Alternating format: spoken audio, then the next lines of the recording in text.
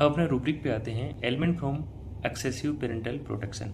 तो आजकल के बच्चों में क्या होता है, जो पेरेंट्स हैं वो बहुत ज़्यादा प्रोटेक्टिव होते हैं उनके लिए, उनको सारी सुविधाएं देते हैं, हर जगह उनको प्रोटेक्शन देते हैं।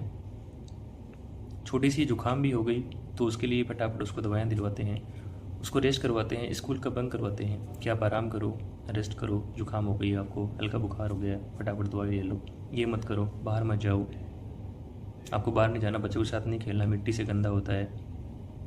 खाना है वो भी बहुत ही प्रोटेक्टिव टाइप का खाना खिलाएंगे कि ये नहीं खाना, वो नहीं खाना, इससे ये बीमारी हो जाती है, इससे ये हो जाता है। इसका कारण भी साफ साफ है कि आजकल सिंगल चाइल्ड होने लगे हैं, एक एक बच्चे होते हैं लोगों के, तो इसलिए आपको प्रोटेक्शन ज़्यादा बढ़ जाती है। पेरेंट्स खुद डरे हुए रहते हैं कि इस बच्चे के साथ कुछ हो गया तो फिर क्या होगा।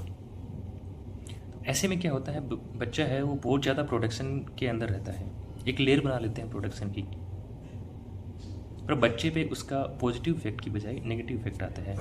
तो इन्वायरमेंट हमेशा पॉजिटिव नहीं रहता। तो ऐसे बच्चे होते हैं, उनका डेवलपमेंट मेंटली है वो कम होता जाता है, क्योंकि वो खुद का दिमाग है वो यूज़ नहीं करते, इसलिए उनका दिमागी विकास भी उतना नहीं रह पाता। वो टिमिड, खुद थोड़े टिमिड हो जाते हैं, लोगों के सामने प्रेजेंट होने में उनको दिक्कत आती है। तो इसमें 3 रेमेडी आती हैं, पहले बेरेटा कार्प, दूसरी साइलेशिया और कैलकरिया।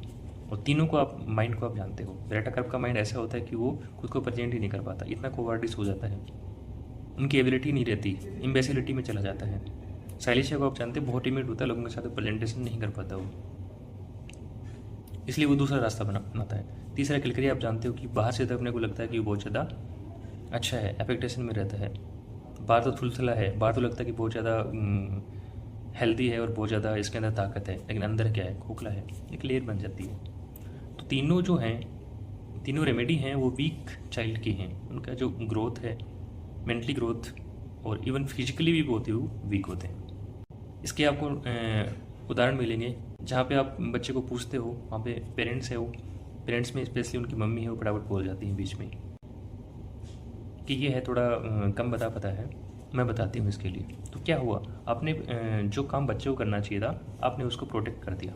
ऐसे बच्चे भी फिर माँ बाप पे डिपेंड होते जाते हैं, जो बेरेटा कार्प के बच्चे हैं वो डिपेंडेंट ऑन अदर्स हो जाते हैं। 16 साल की बच्ची आती है, उनको एमनोरिया की शिकायत है, 7-8 महीने से जांच करवाई तो PCOS आया, उनकी मदर लेके आई उनको।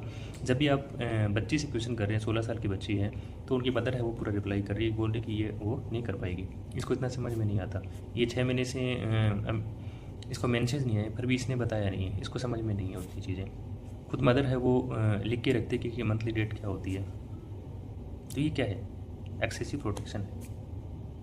तो आप भी इस रूब्रिक को यूज़ कीजिए, आज के ज़माने में बहुत ज़्यादा मिलता है। तो थैंक यू सो मच।